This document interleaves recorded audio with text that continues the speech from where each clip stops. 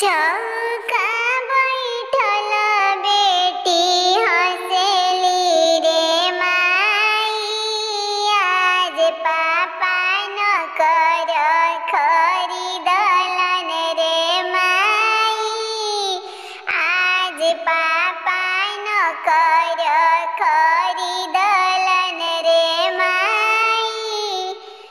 चौका बैठल बेटी हंसेली रे माई, आज चाचा न कर खरीदनी रे माई, आज चाचा न कर खरीदनी रे माई।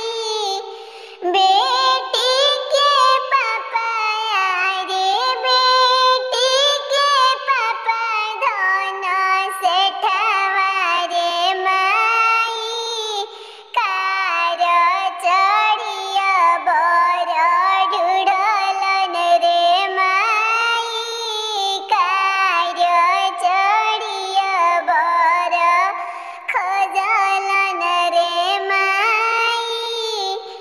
अरे बेटी के चाचा धन सेठवा रे माई, हाथिया चढ़ी बर खोजलन रे माई, कारही चढ़ी बर खोजलन रे माई।